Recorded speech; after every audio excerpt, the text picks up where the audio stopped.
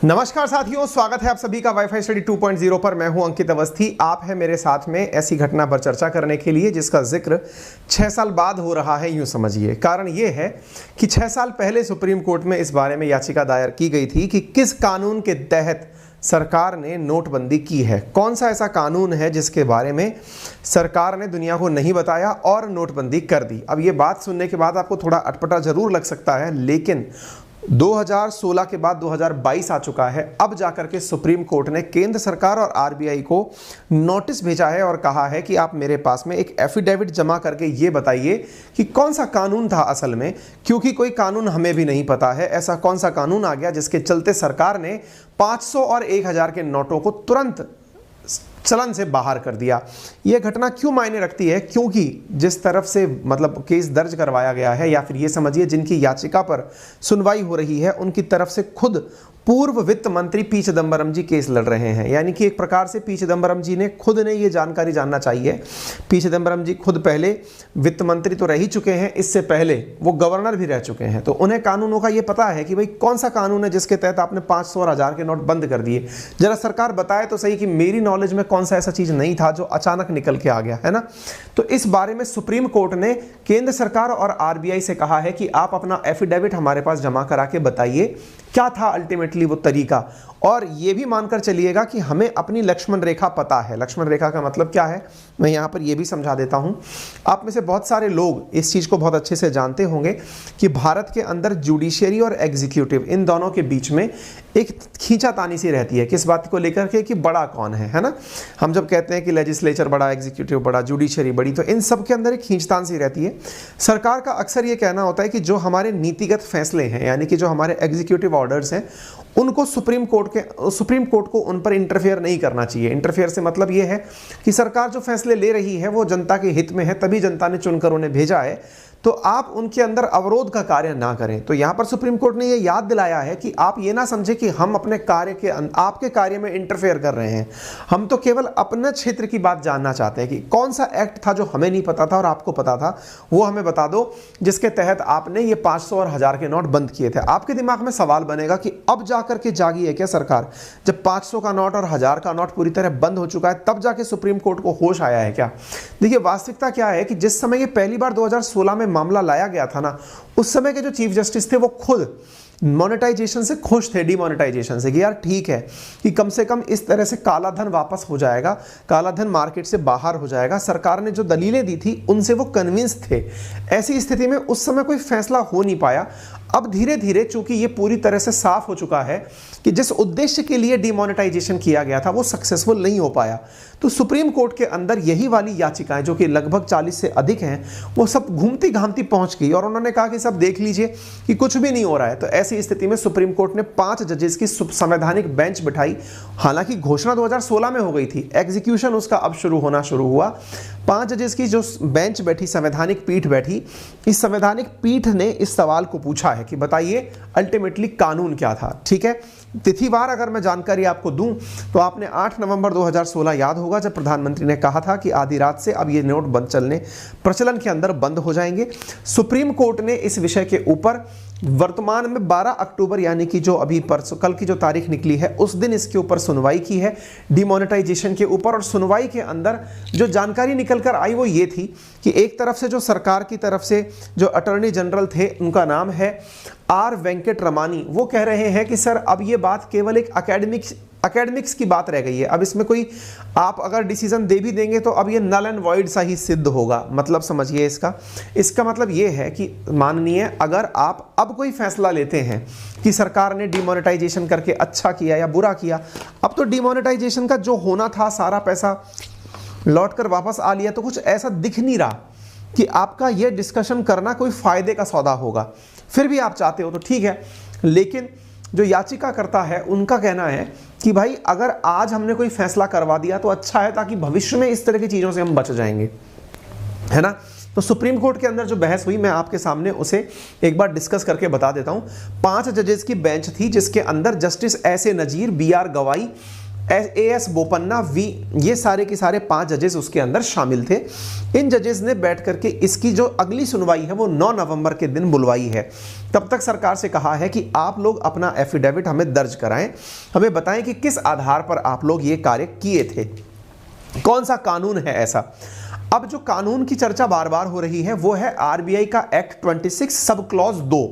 उस sub clause 2 का हवाला दे करके कि बोले साहब उसके माध्यम से, क्योंकि ऑब्वियस सी बात है कि जब आपसे सवाल पूछे जाएंगे तो जवाब में कुछ तो होगा, तो जवाब में एक आंसर बन के आता है कि आरबीआई के एक्ट 26 क्लॉज 2 के अंदर हमने ये कार्रवाई की, अधिनियम के तहत हमने ये कार्रवाई की। वास्तविकता में इस कानून के तहत यानी कि आरबीआई का अधिनियम धारा 26 सब क्लॉज 2 के अधीन लिखा है कि कुछ फिक्स डिनोमिनेशन की नहीं अपितु कुछ पर्टिकुलर सीक्वेंसेस की करेंसीज जो है ना, जैसे मान लीजिए कि सरकार को पता चल गया कि इस सीक्वेंस से लेकर के इस सीक्वेंस के बीच का जो छपाई हुई है नोट की उसमें कुछ गड़बड़ हो गई है, तो उन्हें नल एंड वॉइड किया जा सकता है। ऐसा नहीं कि आप पूरी तरह से ही सारी चीज़ों को हटा दें, यानी कि एक सीरीज के करेंसी नोट, जैसे आप देखते हैं ना नोट के ऊपर नंबर लिखे आते हैं, वो हो सकता है एक नंबर से शुरू होकर के एक पर्टिकुलर नंबर के बीच के नोट को सरकार अमान्य कर दे, लेकिन इसका अर्थ ये नहीं है कि आपने 500 और 1000 के नोट ही बाहर कर दिए। ये है आरबीआई का एक्ट 26 क्लॉज 2 जिसके अंदर ये बात को मेंशन किया गया है। सुप्रीम कोर्ट ने इस बात को भी बहुत ध्यान से कहा है कि आप कहीं इस तरह से, भाई सरकार कई बार इस चीज को लेकर के ऑफेंसिव फील करती है कि आप हमारे कार्य में इंटरफेयर कर रहे हैं, तो इन्होंने कहा कि हम जानते हैं कि हमारी लक्ष्मण रेखा क्या है।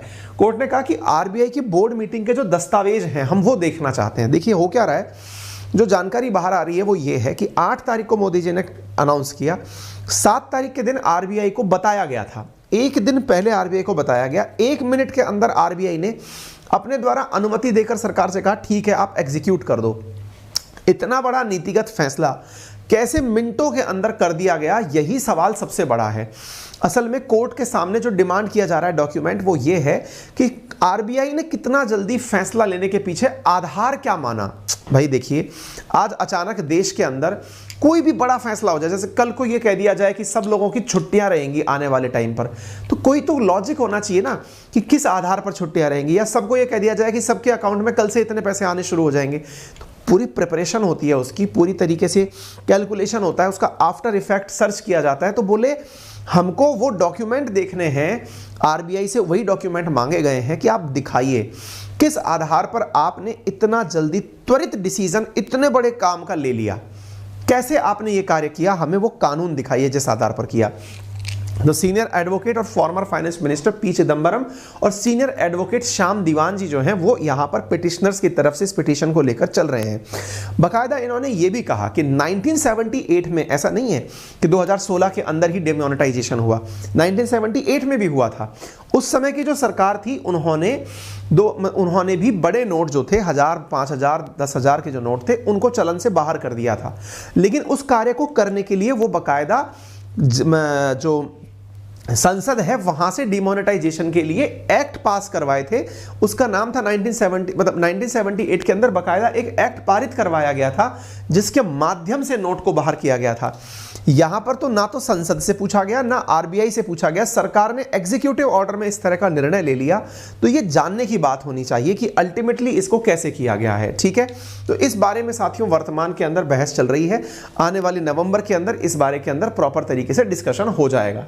विवेक शर्मा की याचिका थी 2016 की, जिसमें कि मैंने कहा ना 40 से अधिक लगभग 58 याचिकाएं इसके अंदर दर्ज हुई हैं और 16 दिसंबर 2016 को इस केस को संवैधानिक पीठ को सौंपा गया था। उस समय से लेकर अभी तक कोई फैसला क्यों नहीं हुआ? क्योंकि उस समय के जो चीफ जस्टिस थे टीएस ठाकुर, उन्होंने इस फैसले की तारीफ की थी, मतलब एक तरह से फैसले के अंदर नहीं की, अपनी राय रखते हुए कहा था कि नोटबंदी की योजना के पीछे जो सरकार की मंशा है वो तारीफ के लायक है। हम आर्थिक नीति में दखल नहीं देना चाहते, लेकिन हमें लोगों को हो रही असुविधा की चिंता है। सरकार से इस मसले पर एक हलफनामा दायर करने को उस समय भी कहा था। ठीक है, तो इस प्रकार से जस्टिस जो टीएस ठाकुर की तारीफ थी, उस वजह से अब तक इस विषय के ऊपर सुनवाई तो हो नहीं पाई। लेकिन अब सुप्रीम कोर्ट के 8 सवाल हैं जिनके ऊपर जवाब देने हैं। जैसे क्या नोटबंदी का 8 नवंबर का नोटिफिकेशन और उसके बाद का नोटिफिकेशन असंवैधानिक है? इन विषयों के ऊपर अब 5 सदस्य की जो बेंच है ना वो चर्चा करेगी। दूसरा, अनुच्छेद 300A यानी संपत्ति के अधिकार का उल्लंघन है, क्योंकि अल्टीमेटली धन को भी संपत्ति कंसीडर किया गया है। नंबर तीसरा, नोटबंदी का फैसला क्या आरबीआई की धारा 26 क्लॉज 2 के तहत अधिकार से बाहर का फैसला है? नंबर तीसरा, क्या नोटबंदी मौलिक अधिकारों का उल्लंघन है, फंडामेंटल राइट का? उदाहरण के लिए अनुच्छेद 14 यानी समानता के अधिकार का, और अनुच्छेद 19 कारण, क्योंकि अनुच्छेद 14 से अर्थ ये निकाला जा रहा है कि जिनके पास था पैसा उन्हें दिक्कत नहीं हुई, जिनके पास दिक्कतें थी वो लाइन में लग के खड़े हुए थे। अनुच्छेद 19 जिसके अंदर स्वतंत्रता की बात की गई है, आप लोगों ने लिमिट लगा दी कि एटीएम से इतना पैसा नहीं निकाल सकते, अब आप पैसा नहीं निकाल सकते, ऐसी स्थिति कर दी। फैसले को बिना तैयारी के लागू किया गया था क्या? करेंसी का इंतजाम नहीं था और कैश लोगों तक पहुंचाने का इंतजाम नहीं था। सरकार को इकोनॉमिक पॉलिसी के खिलाफ अर्जी पर सुप्रीम कोर्ट दखल दे सकता है क्या? बैंकों और एटीएम से पैसा निकालने की लिमिट क्यों लगाई गई? डिस्ट्रिक्ट सहकारी बैंकों में पुराने नोट जमा कराने और नए नोट निकालने पर रोक सही नहीं थी। ये सारी की सारी जो चीजें हैं, इन पर अब बहस होनी है। आप में से बहुत सारे लोग कहेंगे सर अब सांप तो निकल गया, अब लकीर पीटने से क्या फायदा? जी नहीं, ये अपने आप में एक नजीर पेश करेगा, एक ऐसा लैंडमार्क डिसीजन होगा अगर भविष्य में इसके ऊपर बहस होती है कि कम से कम सरकारें जब भी कोई फैसला लेंगी तो उसे संवैधानिक प्रक्रिया के माध्यम से गुजारेंगी, अर्थात जब सरकारी कोई फैसला होगा तो जो पार्लियामेंट का जो एक्शन है उसको बहुत ज़्यादा मेंशन किया जाएगा। 8 नवंबर को क्या हुआ ये बताने की आवश्यकता नहीं है, लेकिन सरकार का जो उद्देश्य था वो जानने की आवश्यकता जरूर है। सरकार ने कहा था कि काला धन खत्म हो जाएगा, कैश देश को कैशलेस बना दिया जाएगा, नकली नोटों का चलन खत्म हो जाएगा, बड़े नोटों को कम करना ताकि काला धन जमा ना हो सके, और आतंकियों और नक्सलियों की कमर तोड़ना इसके पीछे का उद्देश्य था। हुआ क्या? हुआ कुछ भी नहीं। हुआ कुछ भी नहीं से मतलब क्या है?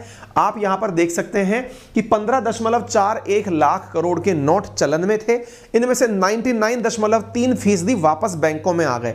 जहां सरकार का मानना था कि काफी, जैसे एक बार तुषार मेहता जी ने कहा था, मुकुल रोहतगी जी ने कहा था कि जम्मू कश्मीर और नॉर्थ ईस्ट के अंदर लगभग 5 लाख करोड़ रुपए ऐसे हैं जो कि मतलब काउंटरफिट करेंसी है, चलन से उसको बाहर करना है, हम ये चाहते हैं। वास्तविकता में मात्र 10,720 करोड़ रुपए ऐसे हैं जो बैंकिंग सिस्टम में लौट कर नहीं आए, बाकी सारे पैसे लौट कर आ गए। यानी कि 4-5 लाख करोड़ रुपए जो सरकार का कहना था वो भी वापस बैंकिंग सिस्टम में लौट कर आ गए। इसका मतलब ये चीज पूरी तरह से नाकामयाब रही। इतना ही नहीं, जहां पहले 1.3 लाख करोड़ की ब्लैक मनी थी वो 6 साल में बढ़कर के 9 गुना जमा हो चुकी है। 500 के 1626 करोड़ के नोट गायब हैं जिनकी कीमत 8.13 लाख करोड़ रुपए है, मैंने इस पर सेशन किया हुआ है। और 2000 के 54 करोड़ नोट गायब है जिनकी कीमत 1.09 लाख करोड़ है। गायब होने का मतलब है कि ये लौट कर बैंक में वापस नहीं गए, नए नोट निकले, लोगों ने अपने घरों में फिर से जमा कर लिए, या लोगों ने कहिए या ब्लैक धन ने कहिए, ये जमा हो गया। इसका मतलब ये हुआ कि ये जिस उद्देश्य से लाई गई थी वो तो कामयाब नहीं हुआ। तो अब क्यों ना इस विषय पर चर्चा कर ली जाए। तो सरकार का कहना है कि अब ये केवल एकेडमिक पर्पज से काम का रह गया, जबकि अपोजिशन का यानी कि जो याचिका करता है उनका कहना है कि जी नहीं, इसके अंदर बहुत सी चीजें हैं जिन्हें जानने की आवश्यकता है कि नीतिगत फैसलों को इतना तत्परता से कैसे लिया गया। ये 1978 का वो एक्ट है जिसके तहत सरकार ने उस समय हाई डिनोमिनेशन बैंक नोट को रद्द किया था। प्रधानमंत्री मोरारजी देसाई उस समय हुआ करते थे, 1000, 5000 और 10,000 के नोटों को चलन से बाहर किया था। तर्क यह है कि यहां एक्ट लाके किया गया था और वहां पर केवल एक एग्जीक्यूटिव ऑर्डर से किया गया। फिलहाल के लिए इतना ही। जानकारी पसंद आई हो तो सभी साथियों से साझा करें, चैनल पर नए हैं तो सब्सक्राइब करें, वीडियो को लाइक करना बिल्कुल ना भूलें। मेरा रेफरल कोड है अंकित10, जिसका यूज करके आप पा सकते हैं अनअकैडमी पर 10% डिस्काउंट। वर्तमान में दिया जा रहा है 20% डिस्काउंट एसएससी कैटेगरी के अंदर और 10% हमारा अंकित10 का। इस तरह से 30% डिस्काउंट के साथ आप कोर्सेज ले सकते हैं। वहीं यूपीएससी कैटेगरी के अंदर ईपीएफओ के अंदर आपको जो कोर्सेज की वैधता है वो 2400 रुपये में आपको कोर्स उपलब्ध कराए जा रहे हैं। आप कोर्सेज को यूज कर सकते हैं। आपका समय शुभ हो। धन्यवाद।